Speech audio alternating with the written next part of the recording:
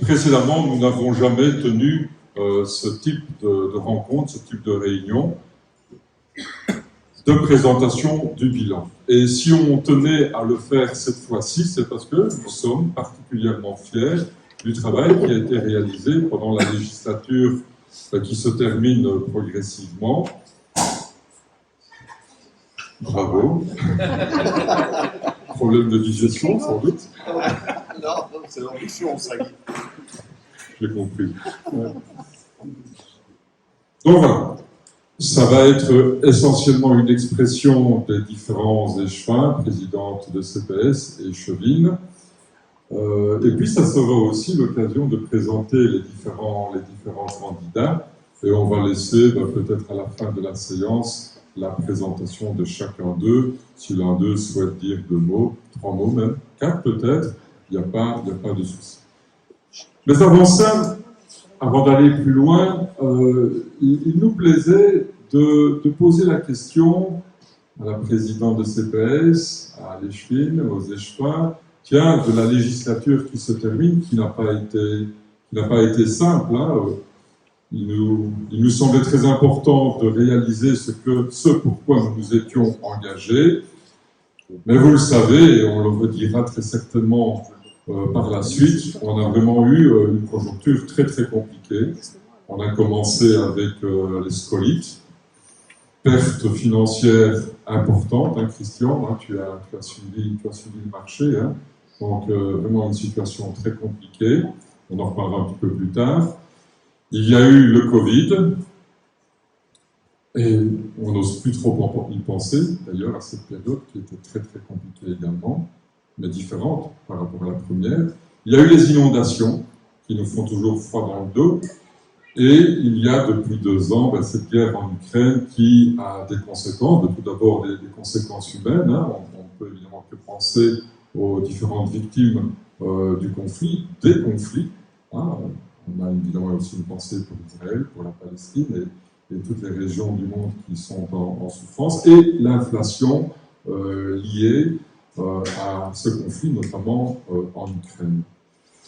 Mais malgré tout, je sais que vous 4 avez gardé de bons souvenirs, ou en tout cas avez des éléments qui vous semblent particulièrement forts, et nous allons vous entendre. Alors on va commencer avec Laurence. C'était toi, Laurence? Donc, à chaque fois, je souhaiterais que tu répondes, que vous répondiez à la question, quel était l'élément le plus négatif? Ce serait peut-être mieux de commencer par l'élément positif, finalement. Je ne sais pas, qu'est-ce que vous en pensez? Comment vous? Donc, voilà. Quels sont vos sentiments par rapport à cette législature que vous avez vécue? Bonsoir à tous et à toutes. Moi, en fait, la chose où je suis fière de nombreuses choses, mais ce qui me tient quand même particulièrement à cœur, c'est la bonne réputation de notre maison de repos au niveau de la région. Je pense que celle-ci n'est plus approuvée et j'espère que ça continuera dans le futur. Et la deuxième chose, c'est d'avoir pu contribuer à l'installation de la maison médicale. Il a fallu que je me batte contre de nombreuses personnes pour pouvoir avancer dans le dossier. Et là, je pense que c'est bien parti et nous allons continuer à les aider à développer ce projet. Voilà, pour moi, ça, c'est les côtés positifs. Le côté négatif qui vraiment m'a marqué sur ces 6 années, je dirais que c'est cette journée de mars 2020 où on a dû fermer le Jamotte et où on a dû, je vais dire, cloîtrer tous les résidents. Donc ça a été très dur émotionnellement pour les résidents, pour les familles, mais aussi pour le personnel et la direction, parce que c'était presque pas croyable que nos résidents ne puissent plus voir leurs enfants. Et ça a été une période que j'espère ne plus jamais revivre. Voilà, c'était ce qui me tenait à cœur de partager ce soir. Merci, Laurence. Ensuite, Sophie, peut-être? On avait fixé les dames d'abord. Hein. Vous allez être également aujourd'hui. Les vrais marres à la fin. Ben, la chose dont je suis la plus fière, ben, c'est d'avoir remporté l'appel à projet FEDER, qui demain, en tout cas en 2025, sans doute va changer tout le visage de notre ville. Donc le cheminement du piétonnier jusqu'au château, un centre d'interprétation, une réalité augmentée au château qui va vraiment donner un plus touristique et attractif à notre ville. Et c'était une grande fierté parce que bah, c'est 1,250 000, déjà c'est pas rien, de subsides, et d'avoir été le défendre devant une vingtaine de collègues cravates, je peux vous dire que c'était quand même pas simple, j'étais quand même pas très à l'aise. Et puis de l'avoir obtenu, oui, c'était vraiment une grande fierté pour notre ville et un beau challenge. Et je me réjouis en tout cas de pouvoir mettre ça en œuvre. Ce qui était le plus difficile pour moi, évidemment, quand je suis devenue échevine, en fait, j'avais plein de projets dans la tête. Je me dis, avec moi, ça va déménager, je vais faire plein de trucs. Et puis Guy m'a dit, effectivement, les lourdeurs administratives et toutes les procédures, et pour protéger, je vais dire, les finances, et c'est normal qu'on soit cadré, mais j'avais envie de tout révolutionner, j'ai bien dû descendre un petit peu et me calmer. La patience n'est pas ma première qualité, mais j'ai appris avec mes collègues à avancer correctement et à rester dans les rails et quand même à accomplir et aller jusqu'au bout des projets. Et puis une autre chose assez négative aussi, enfin stressante, ça a été le Covid. C'était de pouvoir renseigner tous les commerçants sur toutes les règles à suivre qui changeaient non-stop. Et donc ça c'était hyper angoissant et pour les commerçants et pour moi, de ne pas se tromper, pouvoir les renseigner correctement. Donc ça c'était aussi une super épreuve et je pense qu'on y est tous arrivés, mais c'était compliqué. Voilà. Merci Sophie. Bonsoir Raymond, de la place devant.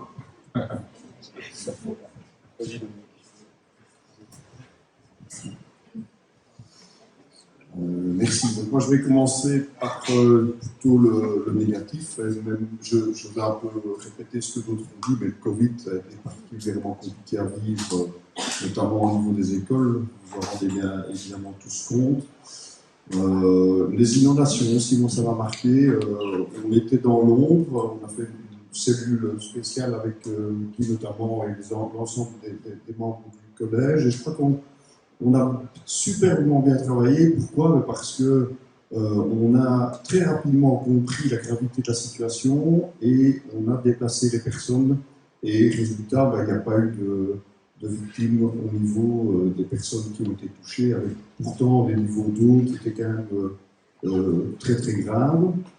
Alors au niveau de l'enseignement, j'ai une attention particulière pour un point que certains doivent connaître, c'est le Jucat Virginie, évidemment, qui connaît bien la situation, ce sont les fameux plans de pilotage. Et pour résumer la situation, sachez quand même qu'on a une directrice d'école qui a quitté le navire à cause de ces foutus plans de pilotage. Ce n'est pas à cause uniquement des plans de pilotage, il faut dire la vérité, mais ça a été la goutte qui a fait déborder le vase. Et je vois d'ailleurs que la ministre, notre nouvelle ministre compétente en la matière, Mme Latini, a déjà compris qu'il fallait impérativement aller vers des simplifications administratives, puisque j'ai vu ça ce matin, qu'elle allait directement s'atteler à faire des simplifications administratives à ce niveau-là. Alors, au niveau du positif, il y a énormément de choses, mais les deux points que je retiendrai, et c'est à nouveau au niveau de l'enseignement, j'ai eu le plaisir et l'honneur d'inaugurer l'école d'Orto, une toute nouvelle école à Orto, alors qu'il faut être honnête, je n'avais pas beaucoup participé à l'élaboration du projet, mais voilà, j'ai été à la manœuvre pour l'inaugurer, et ça c'est un superbe projet. Et évidemment, le deuxième projet où là j'ai été plus à la manœuvre, c'était un risque, mais voilà, je l'ai assumé, et ce risque a été mené à bien, c'est l'inauguration de notre toute nouvelle école de Répond. Et là, à nouveau, je regarde Virginie, parce que ça a été chaud, ça a été compliqué, mais on y est arrivé, on en est très fiers. Et maintenant, on est peut-être même un peu, malgré qu'on a fait un étage supplémentaire, on se dit qu'il aurait peut-être fallu encore un étage en plus. Mais c'est plutôt une bonne nouvelle, parce que ça veut dire que c'est une école, comme nos écoles d'une manière générale, qui fonctionne vraiment bien, avec énormément d'inscriptions, et sans qu'on le cherche, avec beaucoup d'inscriptions d'enfants qui viennent de communes voisines. Ça, moi-même, je ne le savais pas, mais c'est bien la preuve qu'on a un enseignement communal d'une très grande qualité. Merci Dominique. Et notre Charles. Je vais me lever parce que je n'ai pas parlé. Dans mes plaisirs, je vais un peu sortir du cadre, puisque je suis sortant, j'arrête avant d'avoir atteint la date de péremption. Donc si je regarde dans le rétroviseur, ce dont je suis le plus content, je ne vais pas aller juste dire fier, mais c'est tous les travaux réalisés en 28 ans d'Echevin. Des gros, des petits, des faciles, des pas faciles, des très très très compliqués. Le dernier en date, c'est celui-ci. Mais aussi au travers de tous ces travaux, des gens qu'on a pu rencontrer, tisser vraiment des liens de confiance. Quand je téléphone à quelqu'un qui me dit je décroche parce que c'est toi, ça fait quand même plaisir. On a eu des moments aussi comme, je ne vais pas revenir sur les inondations et sur le Covid, où il a fallu rester debout. J'ai dit toujours à Jean-Hugues et à Stéphane, on doit rester debout, si nous on arrête, qu'est-ce que les gens vont penser? Et dans mes déplaisirs, je ne supporte plus la façon dont l'administration fonctionne. L'administration gouverne et le politique administre. Encore dernièrement, il y a un chantier ici, la réparation des berges de l'Ourcq, que j'attends depuis 28 ans, et qui est à l'arrêt pour des raisons abracadabrantesques. Si vous souhaitez, après, on pourra aller plus loin. Et je regrette profondément qu'au niveau des pouvoirs subsidiants, que ce soit pour nous, pouvoirs locaux, ou pour les administrations, qu'au niveau des subsides, plus rien ou très peu ne soit dédicacé à l'entretien.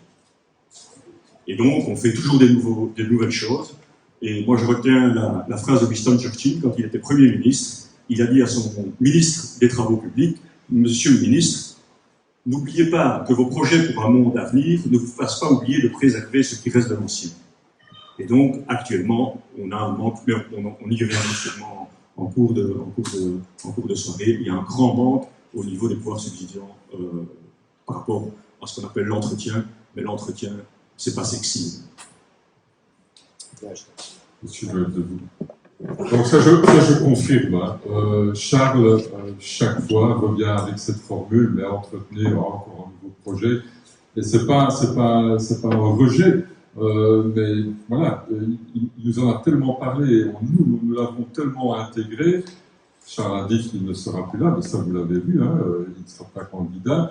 Mais ça, je peux vous assurer qu'il sera encore présent parce qu'on a retenu cette formule. L'entretien, c'est de plus en plus compliqué. Simplement, 55 personnes travaillent à la commune, je parle d'équivalent temps plein, on a 67 en fait. Ça n'a pas changé. On est toujours avec 55 équivalents temps plein depuis des années. Alors quand on crée des choses nouvelles, l'entretien, évidemment, il devient aussi beaucoup plus compliqué. Donc, il y a une question qui porte sauf un mauvais souvenir, une question qui porte sauf un beau souvenir. Je vais commencer par un mauvais, et je ne vais pas le plus mauvais, et je ne vais évidemment pas être très original. Les inondations. L'eau monte, les scouts, puis les campings, et puis Goët, qui est gorgé d'eau, et puis le Val du Bronze. Et à minuit, on sent bien que l'Ourcq va arriver à un niveau inégalé, en tout cas en été. À 5 h du matin, c'est le cas.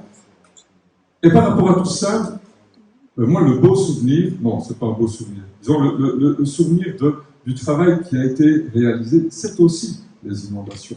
Parce que finalement, ce qu'on demande à une commune et aux personnes qui sont aux commandes, c'est d'assurer les fonctions régaliennes. L'enseignement est une fonction régalienne, la sécurité en est une. Et effectivement, on est resté sur le pont toute la nuit, la journée, la nuit, d'aller chercher les gérants des campings pour leur dire « vous devez faire cela ». Certains l'avaient fait spontanément. À minuit, aller dans un camping, à 5 h du matin dans un autre camping, et finalement, cette satisfaction. On a fait le job. Et je suis convaincu qu'on a contribué, à tout le moins, à ce qu'il n'y ait pas plus de drame, et en tout cas au niveau local. Donc, une grande fierté par rapport au job qui a été réalisé.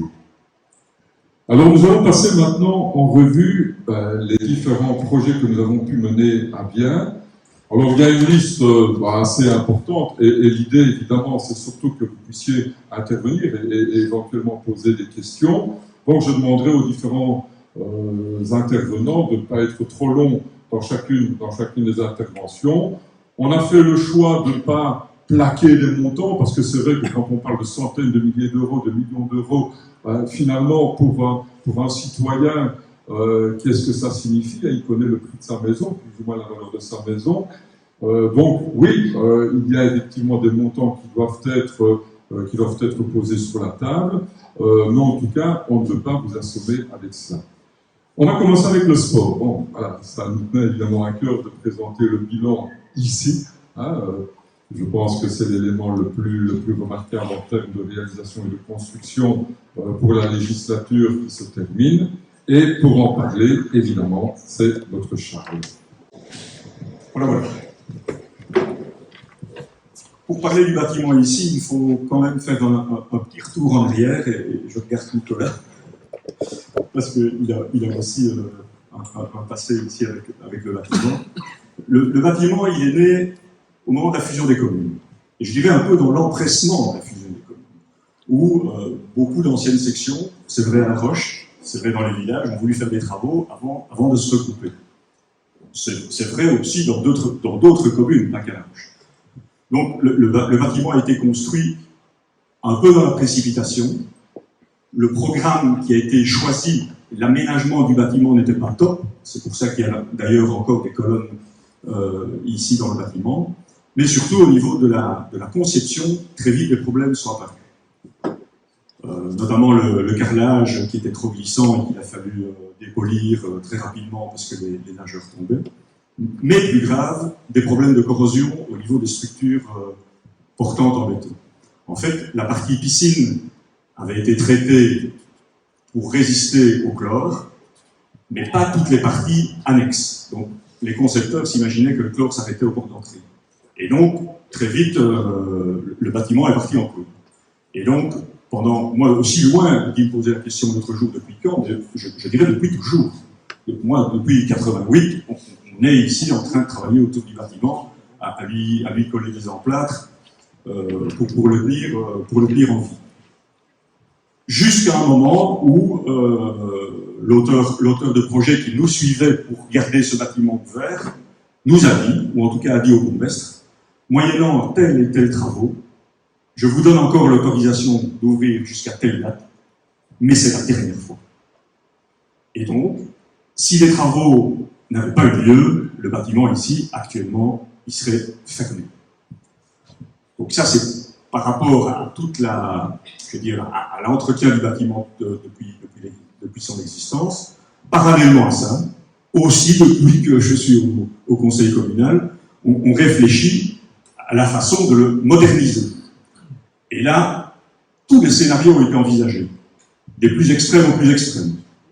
De le raser, de coucher la piscine, de ne plus rien faire, ou de le super développer avec des bassins d'apprentissage, des toboggans, une salle annexe, etc. Enfin, des trucs très très chers. Donc tous ces scénarios ont été envisagés, et le problème c'est qu'il n'y avait pas le premier franc de subside pour les réaliser. En effet, à l'époque, Infrasport, qui ne s'appelait peut-être pas encore Infrasport, n'avait pas de budget dédicacé pour les grandes infrastructures. Donc on a aussi étudié la possibilité de fonctionner avec un partenariat public-privé, et une firme flamande a été consultée, qui ne nous a jamais remis prix, parce que je pense que le programme qu'on demandait à l'époque était l'équivalent d'un programme d'une ville comme Courtrai ou Roulers, et ils se sont bien rendus compte que pour une ville de 4300 habitants, c'était juste impayable. Puis le plan piscine est arrivé. Et donc là, on s'est dit, on n'aura pas deux fois cette occasion-là, il faut qu'on rentre dans le plan piscine. Et on a mis les bouchées doubles pour pouvoir aboutir dans le plan piscine.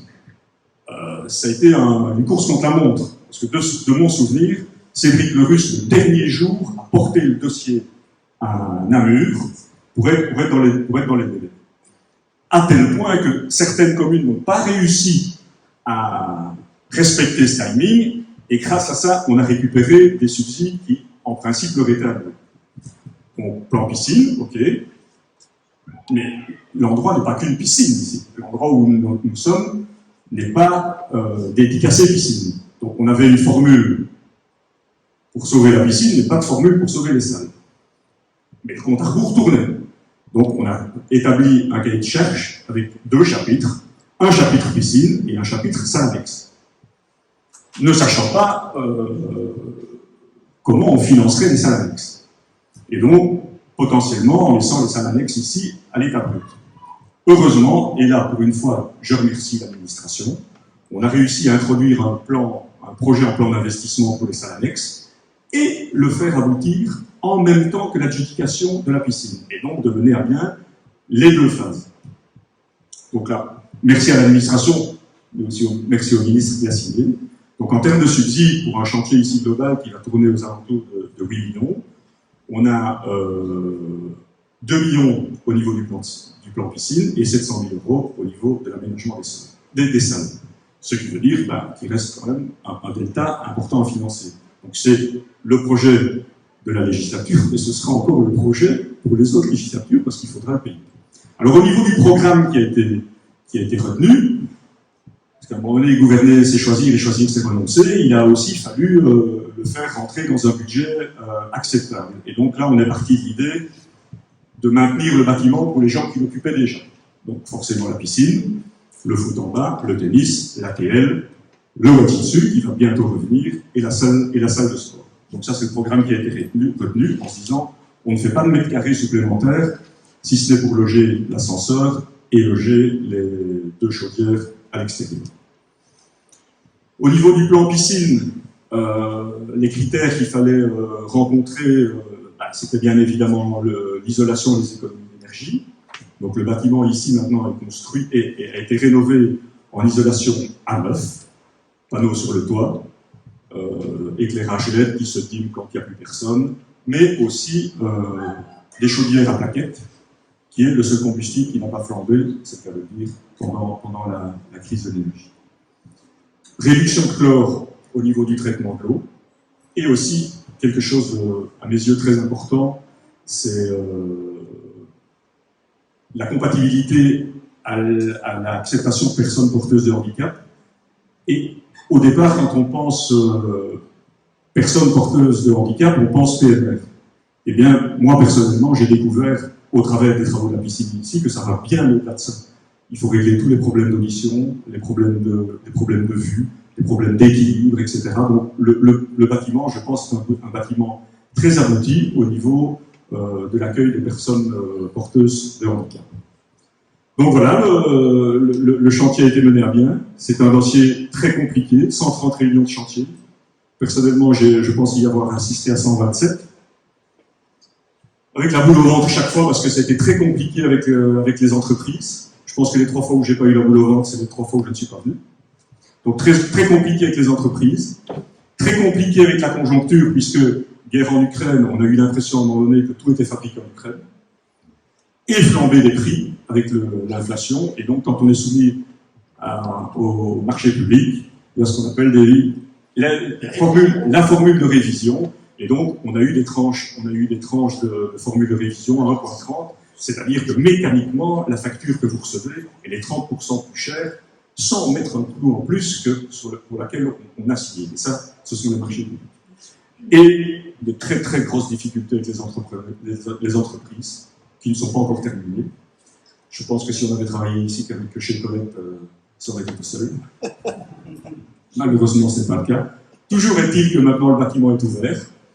Il est en période de rodage, je parlais avec un monsieur, là, il est en période de rodage, donc il y a sans doute encore des choses à améliorer, mais maintenant je pense qu'on n'a que de bons retours, ce qui n'est pas toujours le cas, parce que les gens très souvent disent quand ça ne va pas, mais pas quand ça va bien.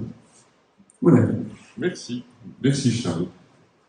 Bon, d'autres éléments, on va simplement les citer, terrain de foot, et je vois qu'il y a une 4e entité qui est née, Robin, c'est chouette, Béguigné, le Porto, avec mon Charles.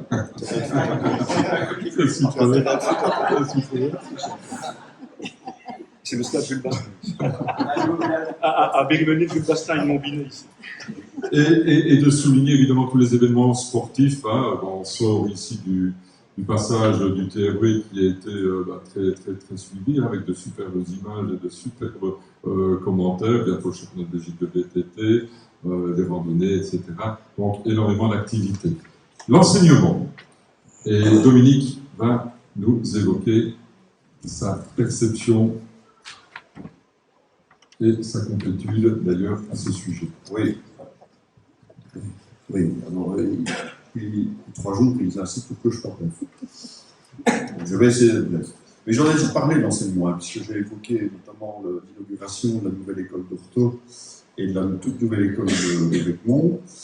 Sachez quand même que ça s'inscrit dans une volonté qui existait bien avant moi, puisque on n'arrête pas de rénover des écoles ou de construire toute une série de nouveaux bâtiments dans l'ensemble de nos écoles.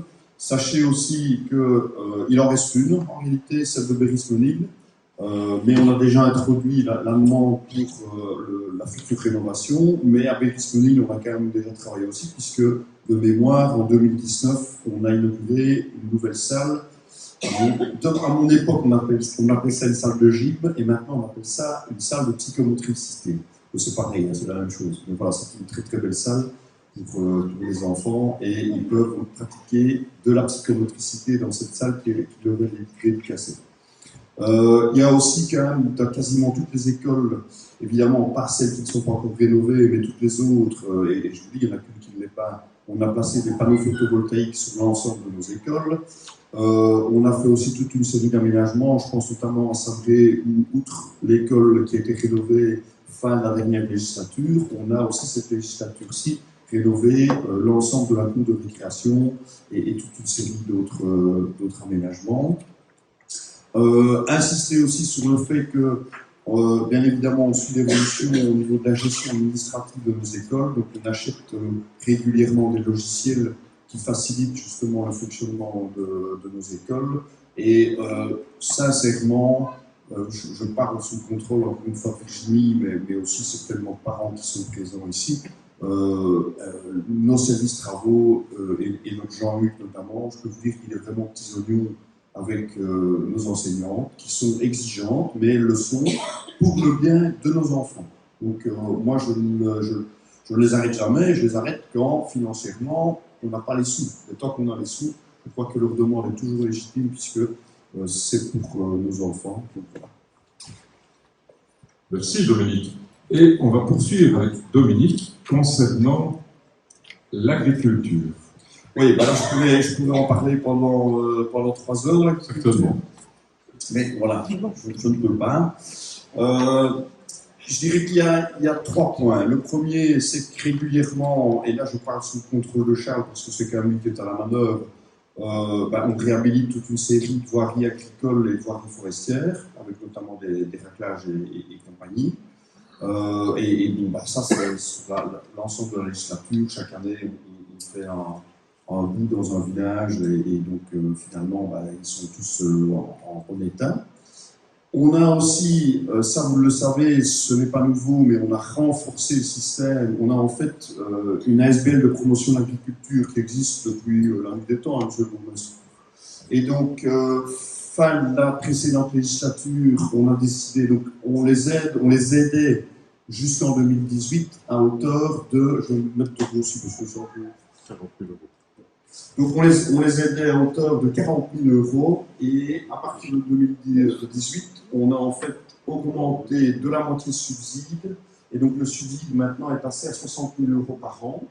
Alors là, je me permets de citer des chiffres pour une raison très simple, c'est que cette ASBL est une ASBL paracommunale dans laquelle les patrons, ce sont bel et bien les agriculteurs. Donc moi, j'y suis pas.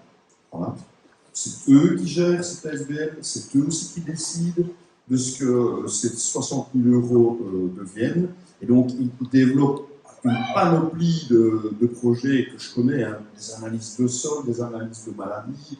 Donc, il y a plein de choses qui sont faites, mais c'est bel et bien eux qui en décident. C'est eux aussi qui gèrent cette ASBL. Je peux vous dire qu'elle est très très bien gérée. Et c'est notre volonté à nous de vraiment les aider. On est pris en exemple par la province. Je me souviens de la précédente législature où la province voulait aider plus ses agriculteurs, et nous sommes vraiment pris en exemple par la province au niveau de nos aides aux agriculteurs, parce qu'on est vraiment la commune qui est au top à ce niveau-là. Alors, le dernier point dont je voulais vous parler, ah oui, ça c'est un point important aussi. Donc, début de législature, la région wallonne, enfin plutôt fin de la législature précédente, mais celle qui s'est terminée en 2019, pas celle-ci, celle qui s'est terminée en 2019, le législateur wallon a en fait sorti un décret sur l'allocation des terres. Directement, on a pris la balle au bon. En résumé, si vous voulez, le but c'était que les terres qui soient louées par les communes, surtout aux personnes qui avaient dépassé l'âge de 65 ans, donc, qui est à la pension, c'était que ces terres puissent revenir à des jeunes agriculteurs.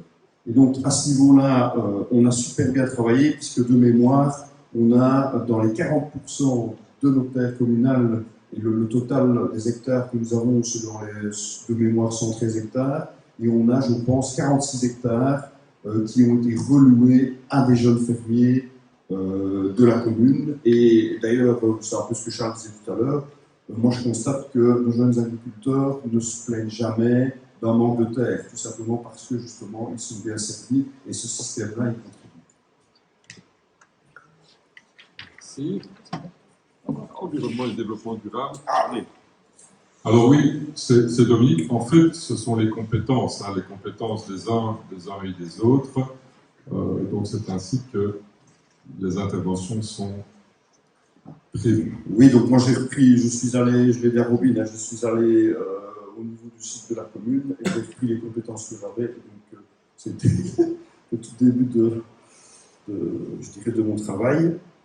Alors, ça c'est une matière super importante, mais qui a raison de le souligner, c'est une matière transversale. Je vais prendre un exemple, c'est celui par exemple du remplacement des lampadaires par des LED. Ah, ça c'est une compétence clairement du service des travaux, donc c'est plutôt Charles qui s'est occupé de ça. Mais on l'a mis là parce que ça participe aussi justement à un meilleur environnement et à un développement durable, chacun le comprend.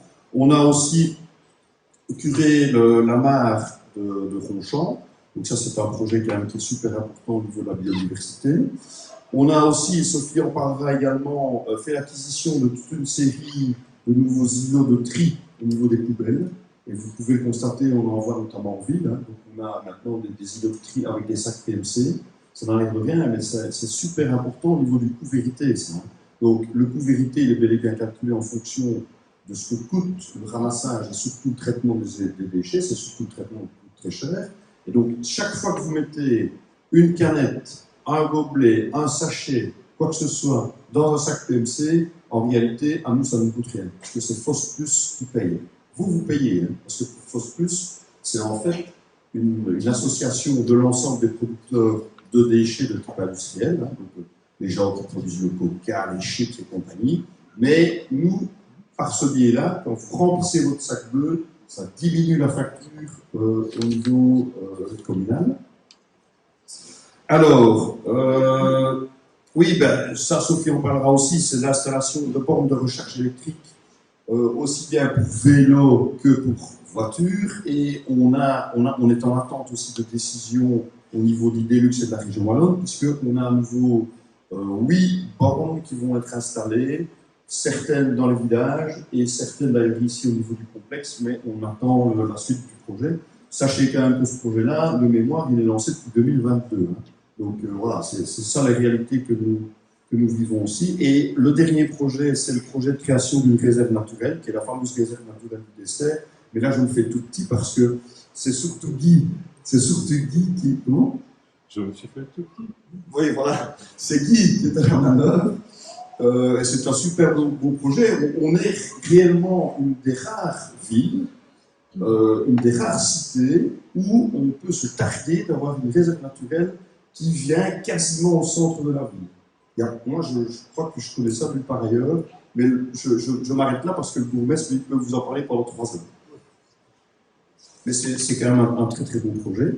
Et puis alors, on a, et là, l'employé communal qui s'occupe du projet pourrait vous en parler pendant 2 jours.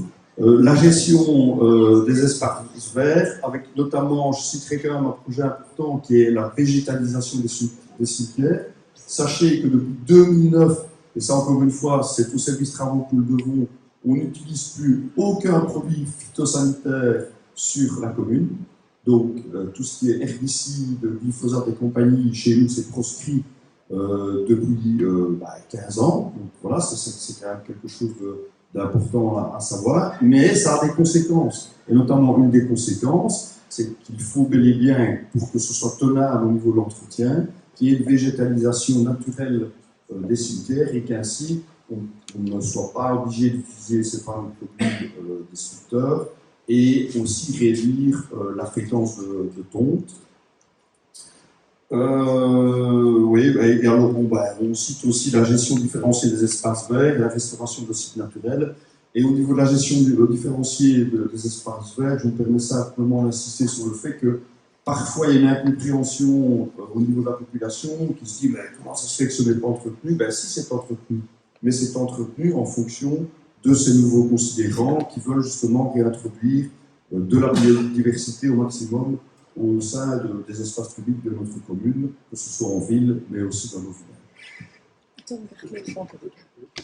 Oui, bien sûr. Je pense que c'est le moment maintenant de parler Dominique vient d'en parler un peu de l'utilisation des pesticides. Parce que ça, c'est un gros problème. C'est mon gros problème, c'est notre gros problème. Enfin, problème. Donc, en 2009, la Commission européenne a décidé, il y a une directive de réduction d'utilisation de ces produits. La réduction devait s'étaler sur un certain nombre d'années, je pense 2015 ou 2016, où on pouvait encore pulvériser à certains endroits, pas d'autres, à telle date, pas d'autres, de tels produits, pas tel produit. Au niveau du service travaux, on a décidé en 2009 qu'on ferait la suppression totale directement. Pour une question de compréhension, que les gens se disent mais pourquoi là ça pousse, pourquoi là ça ne pousse plus, pourquoi une facilité au niveau des ouvriers, au niveau mais là je peux, là je ne peux pas. On a décidé en 2009 d'arrêter totalement. Un truc auquel je ne pensais pas, c'est que bien évidemment, en arrêtant totalement, pendant quelques années, on a encore vécu sur une certaine, est-ce qu'on peut dire rémanence, c'est comme ça qu'on une rémanence des sols qui était gorgée d'herbicides, et donc pendant quelques années, on a vécu là-dessus, ça ne poussait pas trop. C'est fini. C'est fini, et on n'a pas de solution alternative. Je n'ai pas de solution alternative, les autres communes n'en ont pas non plus. Le thermique, c'est pas miraculeux, ça consomme du gaz. Les traitements par eau chaude, mousse, etc., ça ne donne pas de résultats fantastiques. Donc, on n'a pas de solution par rapport à ces herbes qui poussent. Ces mauvaises herbes. Enfin, c'est des herbes pour lesquelles on n'a pas encore trouvé l'utilisation, c'est souvent fait. Donc, par exemple, moi, quand j'ai commencé au niveau du service des travaux, les murs du quai, où vous voyez maintenant des orties et des balsamines, qu'est-ce qu'on faisait? Quand on relevait le plan d'eau, on allait emprunter un pédalo et on pulvérisait les murs avec des produits avec des têtes de mort comme ça. Forcément, ça ne poussait plus. Ces produits-là, on ne les utilise plus. Donc, maintenant, il faut pouvoir accepter ça. Et il y a quelques mois, j'avais suivi une formation au niveau d'Adalia, qui est une ASBL qui gère tous ces problèmes-là. Toutes les 3 phrases, ils disent « et on est en attente de vos retours d'expérience », et on est en attente de vos retours d'expérience. Ça veut dire que des solutions miracles, il n'y en a pas. Donc depuis quelques temps, je vois une dame dans le piétonnier, je ne sais pas qui c'est d'ailleurs, qui gratte entre les pavés pour faire partie de la végétation. Je salue son courage, c'est un travail d'esclave. Elle va se lasser, malheureusement, mais voilà, à un moment donné, il faut que chacun prenne sur soi, faire son petit morceau. Moi, ma grand-mère, elle avait dans son tablier toujours un pelleux, et voilà, elle arrachait aux mauvaises herbes, et c'est comme ça que ça fonctionne. Merci Charles pour ce complément, puisqu'on est au bien-être végétal, on va passer au bien-être animal. Oui, voilà. Vaste sujet, et c'est un sujet qui est important, et vous comprendrez qu'il me tient également à cœur. Alors, comme c'est indiqué sur le slide, évidemment, on a une gestion active de tous les animaux qui sont errants, perdus. et grâce au puçage, on retrouve fréquemment quand même les propriétaires. On a aussi des campagnes annuelles de stérilisation des chats errants. Alors sachez que cette année-ci, par exemple, que vous compreniez bien quand même la remarque de Charles, hein, parce que je peux vous dire qu'on est tous d'accord avec ce qu'il a exprimé au niveau administratif. Eh bien, Madame Tellier, donc chaque année nous avions un subside pour la stérilisation des chats errants, je trouvais que c'était très bien, puisque ça permettait quand même, je dirais à long terme, de diminuer le nombre de chats errants et d'essayer de solutionner le problème. Eh bien, lors du dernier appel, qui a eu lieu l'année passée, dans les conditions, il fallait qu'il y ait un plan pour l'éradication, ou en tout cas la surveillance de la multiplication des pigeons voyageurs. Nous n'avons pas de pigeons voyageurs. Donc, cette exigence-là était ridicule.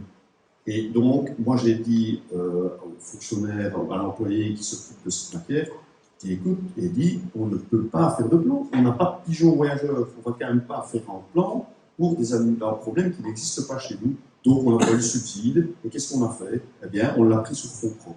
Voilà, c'est le genre de situation auquel on est malheureusement trop souvent confronté, parce que certains ministres, tout simplement, ne connaissent pas notre réalité rurale. Évidemment qu'il y a des pigeons voyageurs à Charleroi, à Namur, à Liège, enfin, que sais-je moi, dans les grandes villes. Mais ici à La Roche-en-Ardenne, on n'a pas de problème avec les pigeons voyageurs. Voilà. Ça c'est un problème pour que vous compreniez bien parfois où effectivement on a j'ai des palpitations cardiaques parce que j'en ai aussi comme ça un petit peu ras-le-bol des conditions qu'on doit respecter. Alors on a aussi un deuxième axe qui est important qui est la lutte contre les nuisibles. Donc on a mis sur pied une possibilité pour nos habitants d'avoir des cages pour les ratons laveurs. Vous savez que j'ai fait une publication à ce sujet, c'est véritablement un vrai fléau. Donc, au niveau la niche écologique d'un animal, c'est, si vous voulez, le cadre dans lequel il vit. Et clairement, le raton laveur, qui n'a rien à voir avec notre vie ici, puisqu'il est proche du blaireau, mais le blaireau, clairement, se fait piquer sa niche écologique par le raton laveur, et donc on met à disposition des cages parce que non seulement c'est un nuisible pour les autres animaux indigènes qui vivent chez nous, mais surtout c'est un animal qui peut devenir clairement dangereux. Et vous précisez aussi que on a lancé un appel à candidats pour qu'il y ait aussi une élimination de ces ratons laveurs, mais tout ça prend du temps, et dès que ce dossier va se clôturer, on en informera également la population.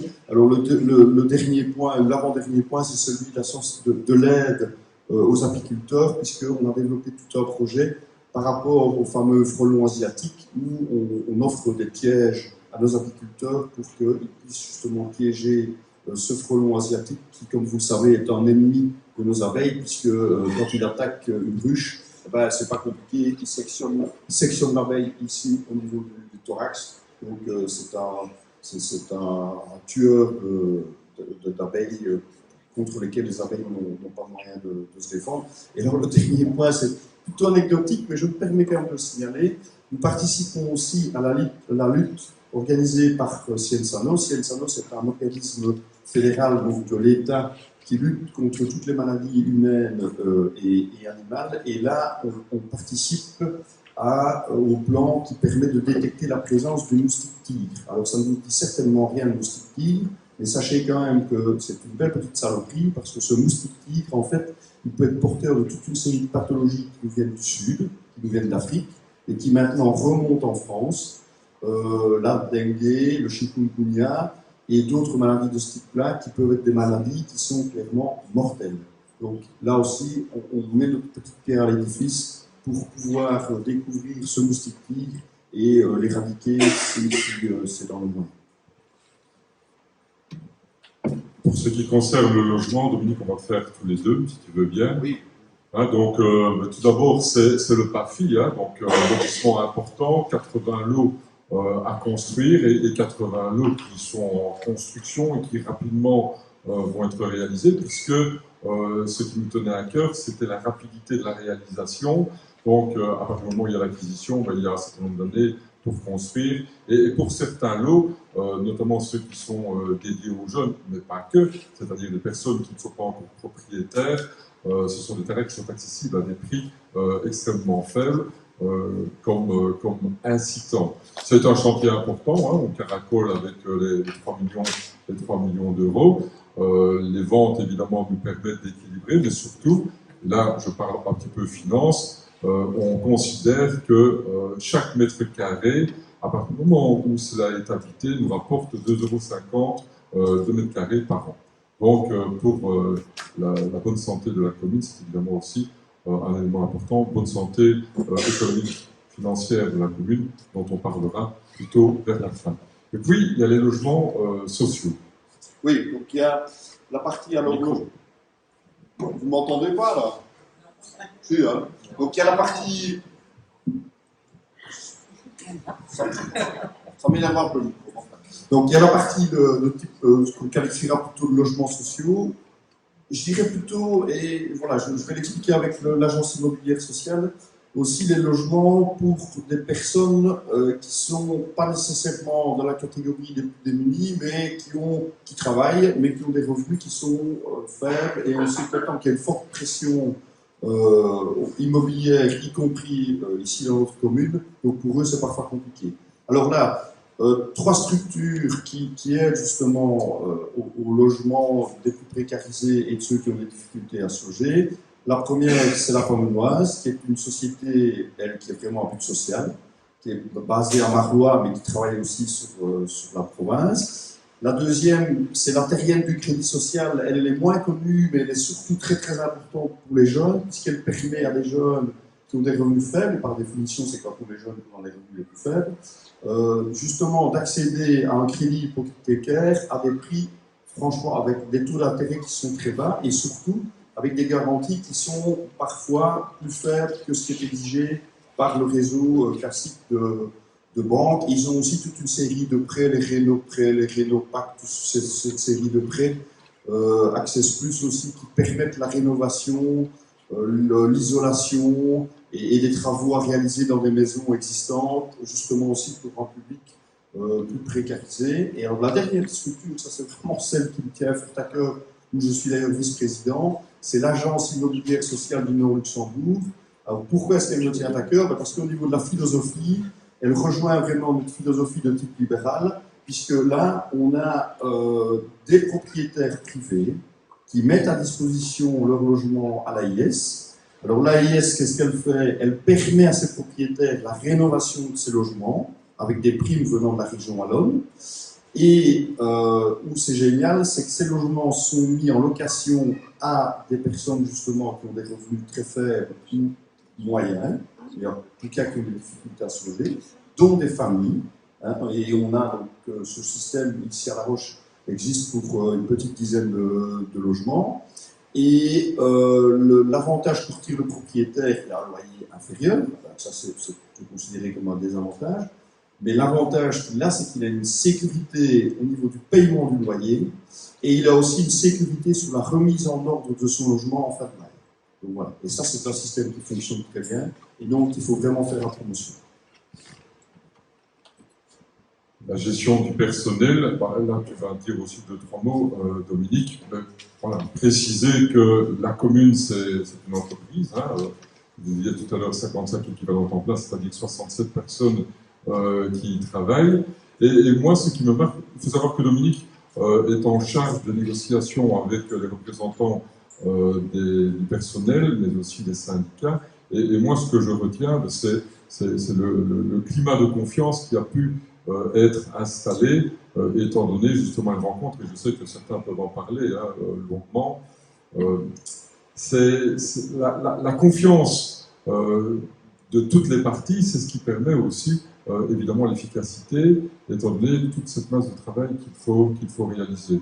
Alors il y a eu trois évolutions, hein, mais je pense qu'on peut aller rapidement là-dessus sur ces trois éléments, elles sont devant nous. C'est de nature effectivement à acquérir cette harmonie que nous souhaitons entretenir avec les membres du personnel. On peut passer à la petite enfance. Je vais Oui, je t'en prie. Peut-être dire les choses différemment, mais je vais dire la même chose que toi, mais je vais être plus clair. Donc, et il y a une personne dans la salle qui me comprendra. La plus grande organisation syndicale de la province, qui est aussi celle qui a le plus de membres au niveau de notre commune, indique à ses délégués syndicaux, donc à des réunions qui sont organisées pour l'ensemble des délégués de la province, que nous sommes la commune à prendre en exemple au niveau de la gestion de son personnel. Voilà. Et je pense que tout est dit. Chélie. Petite enfance, et c'est Laurence qui s'exprime. Alors oui, moi, ce n'est pas normalement dans mes attributions, c'est Dominique qui est chemin de la petite enfance, mais étant présidente de la bambinerie, c'est une thématique qui me tient particulièrement à cœur. Qu'est-ce que nous avons fait sur cette législature? Nous avons aménagé un local de l'école maternelle d'Orto pour une accueillante. Nous avons donc en tout, depuis 2018, 4 nouvelles accueillantes qui dépendent du service des Petits Soleils. Donc la commune leur octroie un subside chaque année. Nous leur avons également accordé des chèques commerce complémentaires depuis maintenant 2 ans. 2 ans, oui, c'est ça. Et dernièrement, nous avons répondu à un appel à projet au niveau de la bambinerie pour avoir 7 places supplémentaires. Donc nous répondons aux conditions. Donc ça va être, à mon avis, le futur gros chantier pour la législature prochaine. Je ne sais pas si tu as d'autres choses à dire par rapport à la petite enfance. Non, je découvre qu'il y a une nécessité de restauration, de remise en conformité des plaines de jeu. Donc voilà, c'est un point de cette année-ci où, étonnamment, on a une inspection. Et bizarrement, ils sont venus chez nous, mais enfin bon, voilà, c'est comme ça. Et donc, directement, on a pris le taureau par les cornes, encore une fois avec le service travaux, et on a remis en ordre ce qui devait l'être. Et clairement, là, je regarde encore une fois Virginie, mais on a acheté des modules à l'époque, Virginie, en toute confiance, hein, qui étaient dans des catalogues officiels. Et donc, très clairement, et quand je dis à l'époque, c'est il y a peut-être 5, 6 ans, hein. Et voilà, et on a un contrôle annuel de toutes ces plaines, et chaque année, ce contrôle nous indique que nos plaines sont en norme. Et puis pouf, on se ramasse un contrôle du SPF Économie, et là, qu'est-ce qu'on nous dit? Qu'on a 4 plaines de jeu qui ne sont pas en norme. Voilà, on a fait ce qu'il fallait, mais avouez que c'est parfois un peu dur à encaisser, et pour le reste, Laurence a tout dit, et on travaille en excellente collaboration. Je voudrais rajouter quelque chose pour les plaines de jeu. J'avais un projet, répondu à un appel à projet pour la restauration de 2 plaines de jeu, dont celle en Pérovette et une partie de la plaine de jeu au parc à Gibier. C'est vous dire, on a rempli les dossiers, etc. Et finalement, ça a été refusé parce que ce n'était pas. Ils ont ajouté un critère par la suite en disant ce n'est pas une rénovation, c'est une création de plaine de jeu. Et Charles vous a expliqué tout le mal qui pensaient des nouveaux projets et de ne pas entretenir les anciens. Voilà, ça fait partie aussi du jeu. On met beaucoup de travail, du temps. Les projets sont prêts. Donc, je suis à l'affût dès qu'il y a un nouvel appel à projet parce que c'est un coût énorme et peut-être en projet de le financer sous fonds propres pour la prochaine législature. Cette précision. On continue avec le CPS. Laurence, s'il vous plaît. Oui. Moi, je ne vais pas vous expliquer tout le fonctionnement du CPS parce qu'on est là jusque bien tard. Juste vous dire que le CPS, c'est énormément d'aide au quotidien pour toutes les personnes qui sont en difficulté au niveau de notre commune. Donc, il y a toutes les aides sociales urgentes. Il y a les aides au logement, il y a les aides sous forme d'inscription en adresse de référence, il y a les gestions budgétaires, les médiations de dettes. Un service très important aussi, c'est la réinsertion socio-professionnelle, avec nos articles 60. Donc, qu'est-ce que c'est un article 60? C'est quelqu'un qui n'a pas droit aux allocations de chômage et qui n'a aucun revenu, et donc on le met en situation de travail, soit au Jamot, soit au niveau du service travaux, et ça lui permet de recouvrer ses droits aux allocations de chômage, ou parfois de trouver un emploi, parce que parfois ils conviennent très bien, et si on a la possibilité, on les engage. Le CPS, c'est aussi différents partenariats avec diverses institutions. Hein. La plus importante, c'est Integra Plus.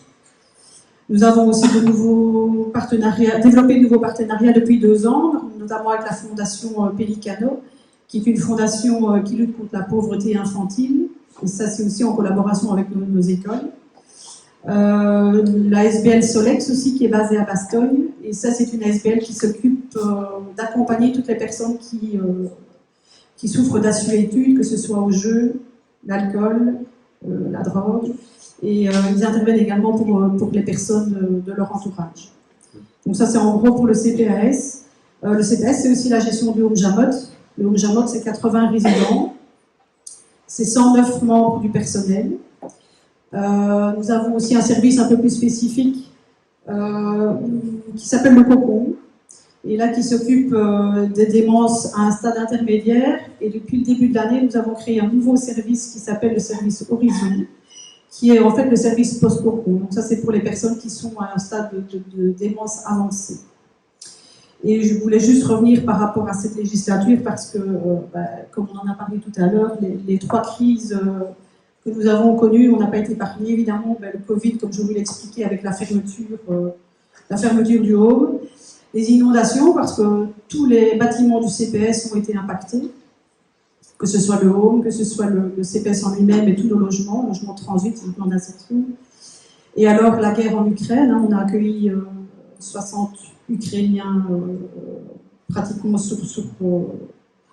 depuis, c'était 2020, c'était 22, ouais, c'est ça. Là, il nous en reste encore 8 à qui on vient encore en aide, sinon le reste, ils sont partis ou alors ils ont trouvé un emploi. Et au niveau des gestions budgétaires, nous avons plus ou moins 26 gestions budgétaires et nous avons 50 revenus d'intégration. Voilà, je pense qu'au niveau du home et au niveau du CPS, c'est tout ce que je peux vous dire. Mais il y a quand même un lien avec la santé aussi. Hein, avec les aînés. Oui, on commence avec les aînés, d'accord. Non, mais parce que je trouve que c'est dans la continuité du sujet. Oui. Donc justement, au niveau du Home Jamot, on a ouvert les activités aux aînés extérieurs. Donc la porte est ouverte à tout le monde. Nous allons commencer au mois de septembre, on va appeler ça les tables partagées. Donc les personnes seules qui voudront venir prendre leur repas au home, dans le restaurant du home, pourront réserver et venir manger avec nos résidents. Il ne faut pas oublier nos 8 appartements aussi, hein, au-dessus de l'ancien CPS. On continue toujours le partenariat avec les repas à domicile de Saint-Maritel, l'OFL de Nassogne et le CPS d'Auton. Alors on a développé aussi depuis maintenant, début 2019, un cours de gym douce pour les aînés. Ça se passe tous les jeudis de 11 à midi à la salle Miro. Et depuis peu, toutes les activités des aînés, c'est les goûters guinguettes, c'est les excursions, c'est l'opéra, c'est le ciné senior qui se faisait à Marche une fois par mois et qui à partir du mois de septembre va se faire à la salle du Faubourg à La Roche. Donc je pense que les activités sont pas mal développées pour nos aînés et nous continuerons à les développer si nous en avons encore l'occasion. On va bientôt y aller. Pour que tout le monde reste en bonne santé, Florence. Alors, la santé, c'est première réunion en 2019 avec les médecins de la commune, les infirmiers, les kinés, les pharmaciens. Ça a été assez compliqué parce qu'on avait 3 anciens médecins qui étaient en fin de carrière, mais qui étaient assez réticents à la nouvelle manière de fonctionner au niveau de la pratique médicale. Finalement, il y a un des 3 qui a accroché au projet et qui m'a aidé dans le développement de ce projet. Et donc, en juillet 2021, la maison médicale du Faubourg a ouvert ses portes avec un médecin. Là, maintenant, l'équipe se compose de 3 médecins généralistes, d'un kinésithérapeute, de 2 psychologues, d'une pédicure médicale. Et il y a également une consultation de chirurgie générale. Au niveau de la commune, au niveau du CPS, on les a aidés évidemment. On a mis les locaux à disposition à des prix relativement réduits. Nos ouvriers ont fait pas mal de travaux pour aménager les bureaux. J'ai eu la chance d'avoir un ami qui nous a donné beaucoup de meubles de bureau, donc on a pu aménager tous les cabinets de consultation, toutes les salles d'attente et le secrétariat. On a, au niveau de la commune, on a aussi décidé de donner un subside pour l'installation des médecins. Donc, ils reçoivent une somme par mois pendant 5 ans. Donc, ça permet aussi d'attirer les jeunes médecins. Et dernièrement, donc, nous avons acheté la justice de paix, le bâtiment de la justice de paix qui est ici derrière. Et dans le futur, la maison médicale va s'installer là, dans le but, eux rachèteront le bâtiment dans les années à venir. Donc, je pense qu'on est tous d'accord qu'on va continuer à soutenir toutes ces initiatives. Et moi, je suis quand même particulièrement fière parce qu'on était quand même dans un désert médical et que si on n'avait pas lancé ce projet, je pense que là, on serait vraiment dans la mouise, je vais dire, parce que nos 3 médecins, finalement, maintenant, ils sont pensionnés. Et je pense que nos 3 jeunes médecins à la maison médicale, et on a aussi un autre médecin qui est installé en privé. Moi, je pense qu'on est parti pour quelques années où on peut être rassuré. Oui, et je souhaite vraiment l'appuyer par un wow, parce qu'en 2017, effectivement, il n'y avait pas de perspective. On était parti sur un désert médical. Et franchement, waouh. Bien. Alors, nous allons maintenant passer à des choses importantes aussi. Jeunesse. C'est ce que j'allais dire, mais je me reprends en indiquant plus légère. La jeunesse. Sophie. Alors, la jeunesse, le skatepark. Donc, on a créé un skatepark. L'historique de ce skatepark, c'est je n'étais pas encore riche-fine, simplement pompiste. Et des petits jeunes sont venus me trouver en me disant nous, on veut un skatepark et il n'y a que toi qui va faire bouger les choses, donc aide-nous. Ben voilà, il fallait pas me le demander 2 fois. Je me suis d'abord renseignée sur ce que c'était un skatepark réellement, parce que c'était quand même assez technique. Et avec l'aide de ces jeunes, il a quand même, comme je vous disais tantôt, fallu 4 ans pour réaliser ce skatepark, à force d'exigences, de permis d'urbanisme, d'appels d'offres, et puis on devait recommencer parce que voilà, les délais expiraient. Mais on y est arrivé, et c'est vrai que j'ai été critiquée en disant oui, tu vas mettre de l'argent public pour un skatepark pour 3 gamins. Mais aujourd'hui, je suis fière parce que chaque fois que je passe, au risque de me prendre un arbre, je regarde et il est super bien occupé. Et je pense qu'en plus, il est à la bonne place. C'est les jeunes qui l'ont choisi, cette place, à côté d'une plaine de jeux, d'un jardin à partager et à côté du Home Jamot, où malgré tout, les aînés viennent s'asseoir et il y a parfois des échanges un petit peu improbables. Et je trouve ça très, très bien. Donc il y a le skatepark et on a parlé tout à l'heure de la plaine de jeux, donc je ne vais pas revenir là-dessus. Mais on garde bien tout ça en tête pour les réalisations futures, si on en a l'occasion. C'est peut-être l'occasion de parler de notre proximité avec De Panne. Oui, alors, au niveau de la jeunesse, donc je suis présidente du jumelage. Nous avons initié un nouveau jumelage avec la Panne, qui a débuté lors des inondations. Vous le savez, ils sont venus nous aider sans hésiter une seconde, avec des ouvriers communaux, du matériel pour curer les avaloirs. En tout cas, Charles est peut-être même mieux placé que moi pour en parler. Mais je me souviens avoir accompagné le premier échevin. On était dans la grande rue, donc avec cette grosse machine. Et tous les gens s'arrêtaient et saluaient le premier échevin. Moi, j'étais une inconnue. Et en fait, toute la population de La Panne en tout cas beaucoup, viennent en camping ici à La Roche, notamment au niveau du Benelux. Et donc, chemin faisant, je vous évite tous les détails, on s'est rendu compte qu'on était quand même très proches et que finalement, le jumelage s'imposait. Et par rapport aux jeunes, c'était en tout cas, moi depuis longtemps, une volonté d'avoir un échange linguistique. Et là, ça s'imposait aussi au niveau touristique. Donc nous sommes très heureux en tout cas d'avoir conclu ce jumelage et on va développer ça très vite. Et au niveau de la culture, Sophie? Alors, au niveau des synergies de la culture et de la jeunesse, donc le Miroir Vagabond, vous avez été témoin du bel événement à Orto. Donc tous les 3 ans, on a le Festival Bitume. Ils viennent me trouver en disant allez, on choisit un village. Et donc la première fois c'était Bérisménil. Ensuite nous avons été à Yves juste à la sortie du Covid, rappelez-vous, quelle bouffée de bonheur à ce moment-là.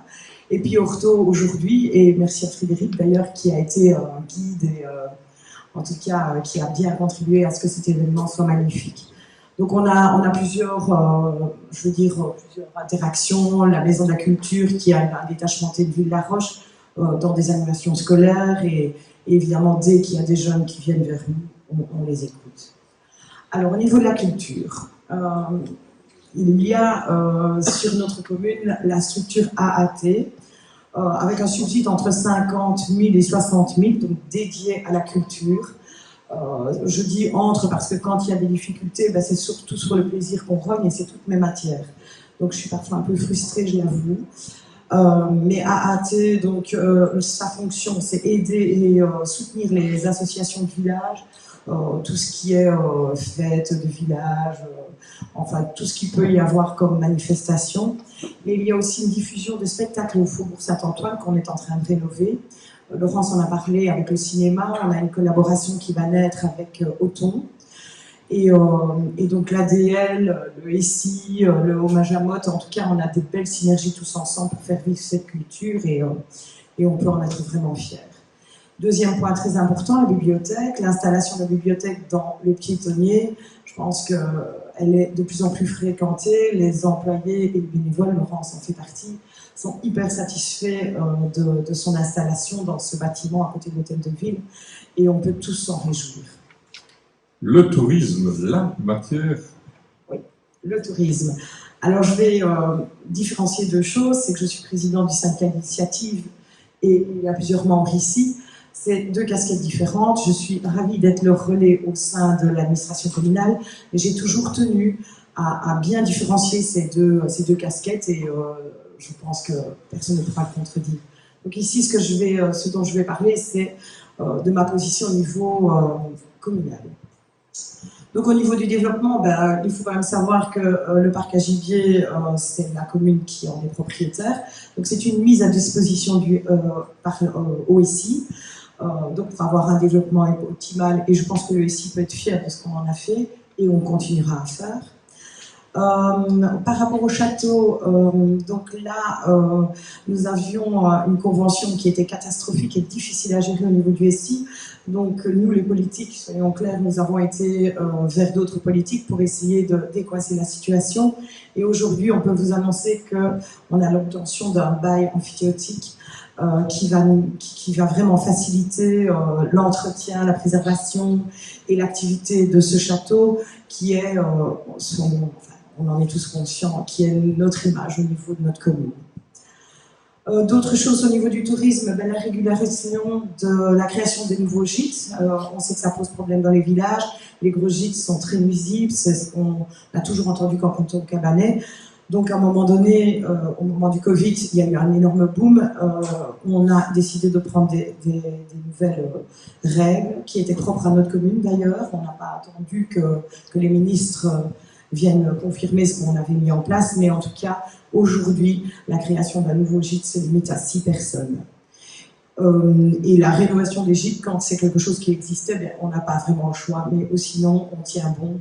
On ne se fait pas que des amis, mais en tant qu'échevine du tourisme, c'est vrai que c'est un petit peu frustrant, mais je pense qu'il faut penser aux locaux, aux jeunes qui ont aussi droit à avoir un logement sur notre commune. Je vous en ai parlé tout à l'heure, que c'était une de mes grandes fiertés, le projet FEDER. Et là, tout va être mis en musique en 2025. Pour le moment, c'est les cahiers de charges qui sont confectionnés. Et donc, d'une façon ou d'une autre, je pense que même si on ne devait plus être là, je pourrais suivre ce dossier et je pourrais le faire aboutir. Alors, au niveau de l'organisation des événements en faveur de notre commune, on a vu le TROE. Nous avons, avec le SI, été un petit peu acteurs de cet événement et on en est très fiers parce que, comme dit Charles, c'est un événement sportif, oui, mais c'est un événement touristique. Quand on voit les images qu'on a vues ce week-end et l'impact que ça a sur toute notre province, et je vais même être un peu chauvine, sur tout notre pays, dans le tourisme, je pense qu'il faut porter notre commune plus haut et sa visibilité et son aura. Et en tout cas, moi, j'y tiens énormément, donc je ne lésinerai pas sur ce genre d'événement. Par rapport aussi, justement, à notre fonds de commerce et d'entretien, on a 3 syndicats d'initiative sur la commune. On a tenu à alloué un subside à chaque syndicat pour l'entretien des promenades. Donc au niveau de la Roche, en tout cas, on a engagé une personne parce que c'est notre fonds de commerce, parce que les gens viennent promener, et d'avoir des promenades bien entretenues, bien balisées, c'est hyper important. Et on ne le dit peut-être pas assez souvent, on l'a dit quand c'était mal entretenu, mais aujourd'hui elles sont bien entretenues et on a un très très beau retour par rapport à ça. Une autre action de la commune, c'est l'installation de la maison du tourisme dans le nouveau bâtiment d'accueil du SI. Donc c'est nous qui finançons, en tout cas la location au-dessus de l'accueil tourisme. Et on en est très fiers parce que ça a une certaine cohérence d'avoir deux bâtiments à un côté de l'autre. Là, on va récupérer ce bâtiment et on pourra l'utiliser de façon plus avec des actions économiques. Et on parle bien d'économie. Voilà, et le lien est commerce. fait. Donc nous avons la chance d'avoir une ADL qui est très très bien gérée et représentée. Nous avons fait une enquête à MCV sur le tissu commercial pour justement pouvoir mener des actions à court, moyen et long terme pour notamment contrer les cellules vides, en tout cas essayer d'animer notre centre-ville et notre piétonnier. Et aujourd'hui, on a de très belles indications et on a pu avoir des actions dont je vais vous parler. Donc l'ADL, ce qu'elle fait, c'est des formations proposées aux commerçants qui visent un peu nos lacunes, que ce soit en langue ou par rapport à l'e-commerce, enfin des choses vraiment qui pourraient nous sortir un petit peu de l'ordinaire. On a beaucoup aussi une valorisation des produits locaux. Vous le voyez avec la petite ruche, on a trouvé un endroit et on remercie Ardennes Aventure de nous avoir donné la possibilité d'occuper ces locaux. Et à long terme, nous aurons aussi des ateliers artistiques dans une autre structure. Je ne dévoilerai pas, ça fait partie des projets. Et ce qui nous a été possible grâce à cette enquête, notamment, c'est la prime à l'installation et à la réinvention commerciale via un appel à projet. Vous voyez, je suis à l'affût de tous les appels à projet, mais ça nous ramène des sous et ça nous donne de grandes possibilités. Et là, je peux vous dire qu'il y a 5 commerces qui ont eu droit à une prime. Au départ, elle était de 6 000, maintenant elle est de 7 500. Donc il y a 5 commerces qui l'ont déjà eu et 2 commerces qui sont en phase de l'obtenir. Donc Noémie, qui travaille à l'ADN, me disait qu'on était une des rares communes où ça fonctionnait très bien. Donc ça, je pense qu'on peut en être fiers. On ramène des commerces dans le centre et en tout cas, on encourage les entrepreneurs qui veulent bosser. Alors oui, aussi au niveau justement des entrepreneurs, il y a une création d'une plateforme où on met tous les appels d'offres et les entrepreneurs peuvent y répondre plus aisément. Donc c'est vraiment une facilitation de réponse à tous les appels qui proviennent de la commune ou d'autres structures. Donc ça, je pense que c'est hyper important parce que souvent les entrepreneurs ne savaient pas où aller chercher les infos. Au niveau oui, donc là aussi, un autre appel à projet, Smart City. En période Covid, on avait un peu du mal à communiquer. On a créé une nouvelle application.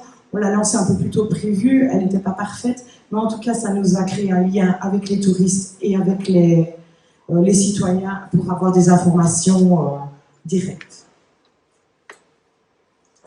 Quelques divers. Les divers, on a parlé des bornes de recharge voitures et vélos. Là aussi, c'est un appel à projet porté par le GAL, dont Dominique et moi, on fait partie. Vous les voyez, et comme il l'a dit tout à l'heure, il y en a encore d'autres qui doivent être installés, notamment autour du complexe sportif, puisque la fréquentation y est tout à fait confortable. Donc voilà, ce sont des choses qui vont être installées très bientôt. Et pas qu'à La Roche. Hein. Oui, dans les villages aussi, pardon. Près de chaque, on a défini avec Dominique, vraiment, en général, c'est tout près des salles du village, d'avoir une structure. Donc c'était important aussi. Au niveau des déchets, on fait partie d'une commission propreté. Et avec Jean-Hugues, on a aussi répondu à un appel à projet pour des cendriers et des poubelles à tri. Vous en avez déjà vu quelques-unes sur certains sites. Et ce sont des projets qui continuent d'année en année. Donc on est à l'affût et on n'hésite pas de pouvoir remplacer nos vieilles poubelles et de faciliter aussi le travail des ouvriers. Le bien-être, ça c'est plutôt Charles, mais oui, tu es notre bien-être, Charles. Donc le parcours Vita qui est installé à côté du skatepark et des plaines de jeux fait partie en fait de l'ensemble dont je parlais tout à l'heure. Et on croit toujours que c'est anodin, mais quand on voit les gens qui finalement les utilisent correctement, c'est toujours agréable. Et je pense qu'il y a quelques pensionnaires Lyon aussi qui y vont. Donc voilà, je pense que ça c'est tout bénéfique pour chacun. Merci Sophie. Alors un vaste sujet, ce sont les voiries. Et il va certainement indiquer pas mal de choses concernant les voiries, notre Charles. Mais où est-ce qu'on en est au niveau des réparations par rapport aux inondations? Donc au niveau des inondations, plusieurs chantiers ont déjà été réalisés, notamment deux chantiers en Goëtte, un chantier au Diable-Château, deux chantiers Val-de-Pierreux, un chantier Vallée des Tombes, et il reste les 3 ponts à réaliser pour lequel l'auteur de projet est en cours, donc le pont de la Boche et les 2 ponts Moulin du Oise et Escumant à la Vallée des Tombes. Au niveau des voiries, on s'était engagé en début de mandat à dire que chaque euro de subside dédicaçable aux voiries le serait, ce qui a été fait, ce qui nous a permis de travailler dans plusieurs villages, Ciel, Halleux, Petit Halleux, Moussely, et entre Yves et Buisson. Aussi des créations de trottoirs, avenue de Villers côté droit et ici autour de la piscine, pour un budget d'environ 2 millions d'euros. 2 millions d'euros, c'est beaucoup, mais ce n'est pas assez en comparaison à l'importance du réseau. Rien qu'en voirie hydrocarbonée, c'est 170 km qu'il faut financer par nos 1000 familles rochoises, 2000 familles rochoises, ce qui fait donc 85 mètres. Chaque famille rochoise entretient une allée de 85 mètres de route hydrocarbonée. Donc je pense que je m'engage pour mes colistiers que dans la législature prochaine, un effort doit être fait sur l'entretien des voiries, quitte à le faire sur fonds propres. Au niveau de la forêt, notre forêt, c'est plus de 3000 hectares. 20% du paysage communal, monsieur le professeur de géographie? Oh, moi je parlerai de moitié, Charles. Mais non, 3000 hectares, c'est pas 15 000 hectares? Oui. Donc, la moitié de la commune est forestière. Attention. La moitié de cette moitié est propriété communale. La moitié de cette moitié est feuillue. Il suffit de regarder à l'extérieur. La moitié de cette moitié est du hêtre. Et la forêt répond à cette nécessité de production. Et je sais que tu y veilles, mais pas seulement. Au niveau écologique également. Effectivement, notre forêt est certifiée PEFC depuis très longtemps. Ça veut dire qu'elle est en gestion durable.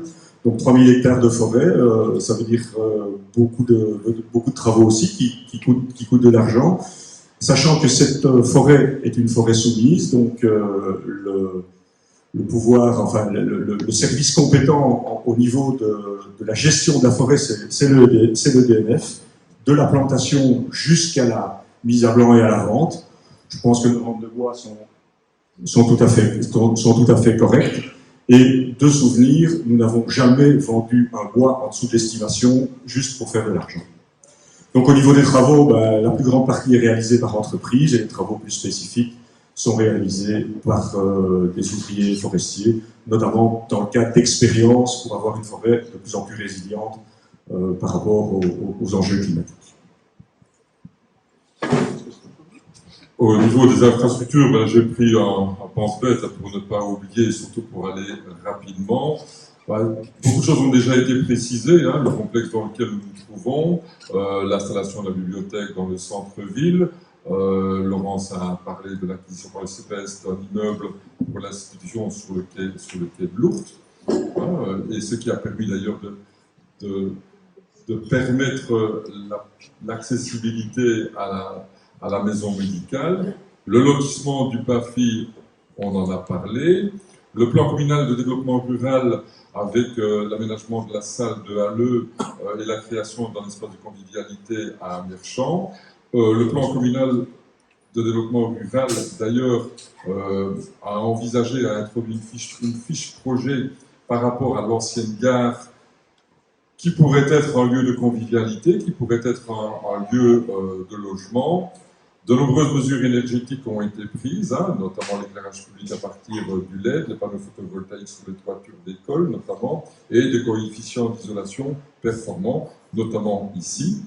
La zone d'activité économique de Vécmont qui gagne en importance, une nouvelle entreprise y termine d'ailleurs des travaux et la création de 25 nouveaux emplois est annoncée. La zone de police a créé une infrastructure au centre de La Roche, ce qui contribue probablement à un sentiment de plus de sécurité. En tout cas, c'était notre souhait. La zone de secours, en y fixant notamment 4 pompiers professionnels, ça nous permet de soutenir les volontaires, tant pompiers qu'ambulanciers.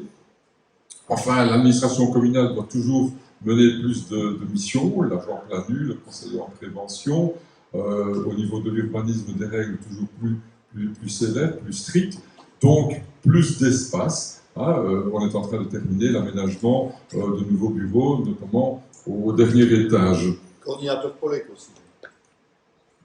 Oui, donc beaucoup de nouvelles missions et donc des infrastructures qui permettent d'assurer tous ces éléments. Voilà, pour ce qui concerne l'énoncé des différentes réalisations, je sais, la liste est particulièrement longue, donc je m'en excuse. Je vous excuse évidemment de la longueur de ces présentations. Alors au niveau de l'événementiel et du bien-être, peut-être que Sophie veut indiquer certains éléments par rapport à ces événements.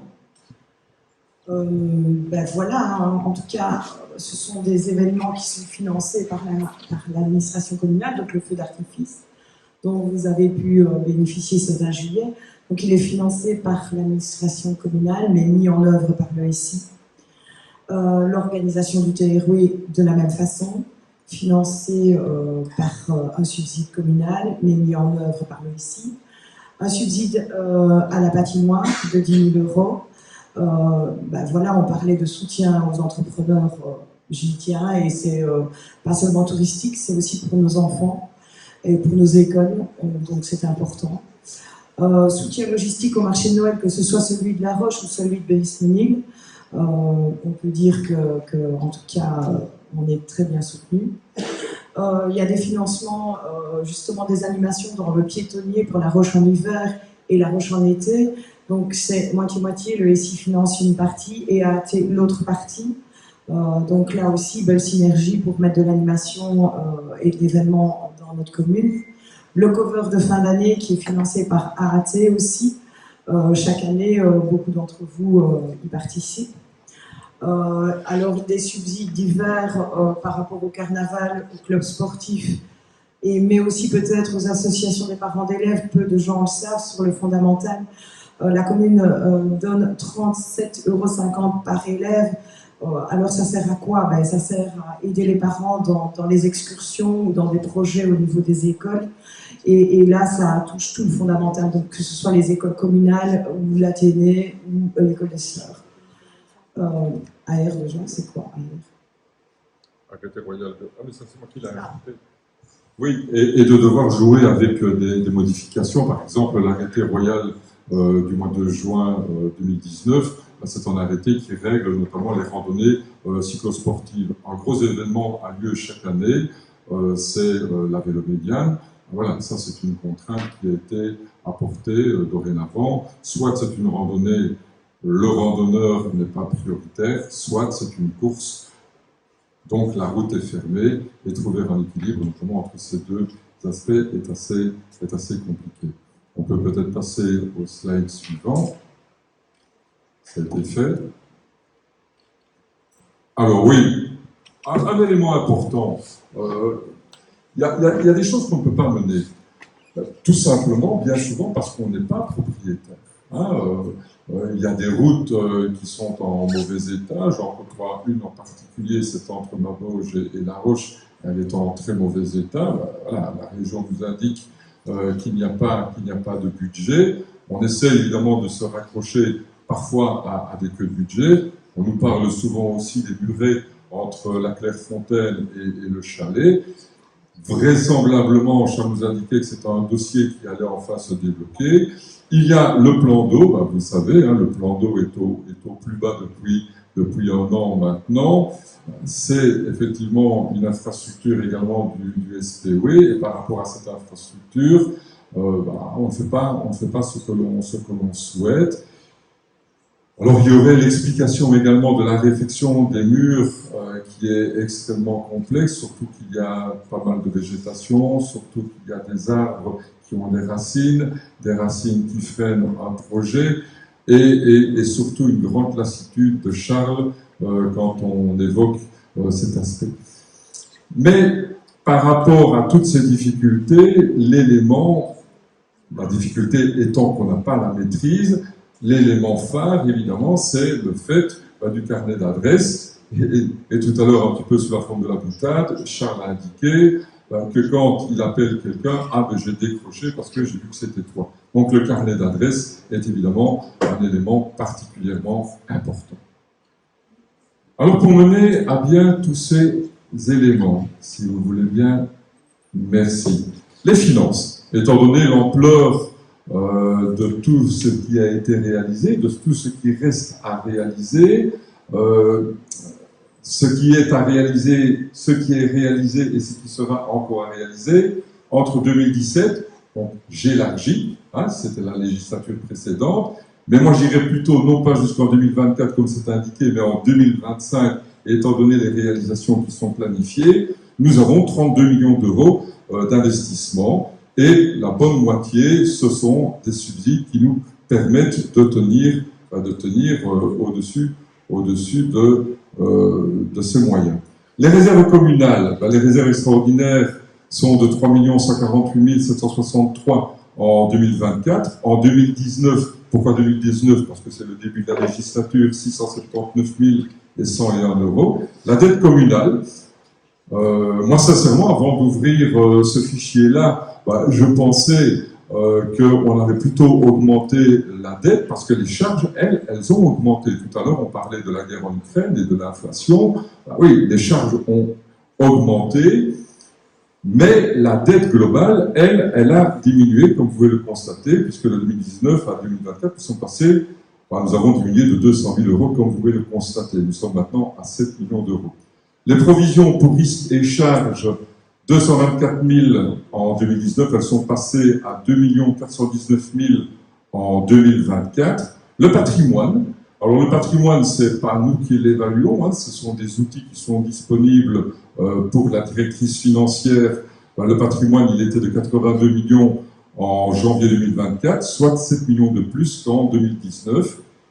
Alors bien sûr, il ne faut pas mentir, la régie communale autonome qui gère cette infrastructure, et je salue d'ailleurs la présence de la présidente, oui, la régie communale, le déficit devrait être de 458 000 euros en 2024, soit une augmentation de 320 000 euros pour le fonctionnement du nouveau complexe, puisque précédemment, une association s'occupait de cette gestion. Donc, dans les 458 000 euros, il y a bien entendu le fonctionnement. Rétrospective et axe d'amélioration. Alors, projet mené à bien, obtention de subsides, des compétences internes, je pense, j'espère, en avoir fait la démonstration. Maintenant, et je le dis évidemment avec un certain sourire, les réseaux sociaux, des manières différentes de communiquer. On peut imaginer que pour une campagne électorale en 1960, 66, non, ce n'était pas les années d'élection, mais tant pis, il y avait des flyers qui sortaient avec le polycopieur. Aujourd'hui, les échanges ont fortement augmenté en volume et les opinions rentrent en grande ligne dans notre perception des projets à mener, des activités à mener. Et oui, il faut avoir effectivement l'humilité de dire que là, nous ne sommes peut-être pas les plus performants. Comment appréhender toutes ces positions, toutes ces intentions. Et là, nous travaillons effectivement sur un processus, mais il est beaucoup trop tôt pour en parler maintenant. Mais notre ambition, c'est effectivement de pouvoir entendre, sans nécessairement faire de référendum, hein, sans nécessairement attendre des élections, de pouvoir disposer d'outils qui nous permettent d'avoir la meilleure réaction, voire action, par rapport à ce qui est attendu. Donc, c'est un sujet qui est effectivement complexe, et je pense que pour que chacun puisse prendre position, et on aimerait qu'un maximum puisse le faire, je pense aussi que ça passe par la meilleure information possible, et là aussi, les outils devraient pouvoir nous aider. Qu'est-ce qu'il nous reste à vous indiquer? Ah oui, le plus important.